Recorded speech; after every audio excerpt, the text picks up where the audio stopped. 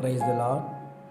இன்றைக்கு நம்ம தியானிக்கும்படி எடுத்துக்கொண்ட வேத பகுதி சங்கீதம் 19 7ஆம் வசனம். கர்த்தருடைய வேதம் குறைவற்றதும் ஆத்துமாவை உயிர்ப்பிக்கிறதுமாக இருக்கிறது. கர்த்தருடைய சாட்சி சத்தியமும் பேதையை ஞானியாக்குறதுமாக இருக்கிறது.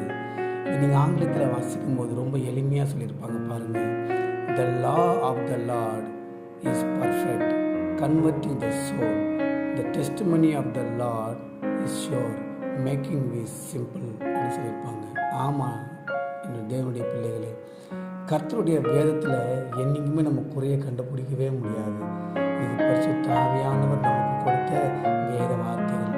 ஆண்டுடைய வசனத்தை நம்ம தியானிக்கும் போது தொய்ந்து போன ஆத்துமாக்கள், துக்கத்தில் இருக்கிற ஆத்துமாக்கள், கடினமான பாதையில் நடந்து கொண்டு இருக்கிற ஆத்துமாக்களுக்கு இந்த வார்த்தை என்ன பண்ணுது அப்படின்னாக்கா, அவங்களுடைய ஆத்மாவை ஆண்டவருடைய வழிக்கேற்ற மாதிரி என்ன பண்ண உயிர்ப்பிக்கிறதா இருக்கிறது.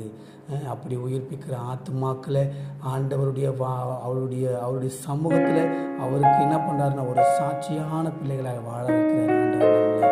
அப்படி சாட்சியான பிள்ளைகளை வாழும்போது ஒரு மனுஷன் எவ்வளவோ ஆஸ்தி ஐஸ்வர்யங்களை வச்சுட்டு இருந்தாலும் மன நிம்மதி இல்லாத நேரத்தில் ஆண்டோடைய வசனத்தை வாசிக்கும் போது பாருங்கள், நம்முடைய ஆத்மாவுடைய இளைப்பாறுதல், ஒரு சமாதானம், ஒரு சந்தோஷத்தை கருத்து நம்ம கொடுக்குறாரு.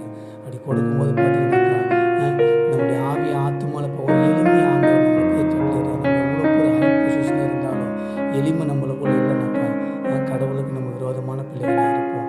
அப்படி ஆண்டவர் சொல்கிறாரு பாருங்கள், பேதியாக இருக்கிற மனுஷனை கூட இந்த வார்த்தை அவர் ஞானியாய் மாற்றுகிறது என்று வேதம் சொல்கிறது. ஸோ நம்ம வசனத்தை தியானிச்சு கர்த்தர் சமூகத்தில் அந்த வார்த்தைகளுக்கு உண்டான அர்த்தங்களை நம்ம கேட்கும்போது, அந்த வார்த்தை நம்ம தியானிக்கும் போது நம்ம ஆவி ஆத்மா சரீரத்தை அது உயிர்ப்பிச்சு ஒரு சாட்சியுள்ள வாழ்க்கையை வாழ வச்சு நம்ம ஆவி ஆத்மா சரீரத்தை ஒரு எளிமையான வழியில் ஆண்டவர் அடியாது உதவி செய்து. ஸோ நம்ம தினந்தோறும் ஆண்டோட வசனத்தை வாசிப்போம். கர்த்தர் உங்களோடு கூட இருப்பாராக. ஆமேன், ஆமேன்.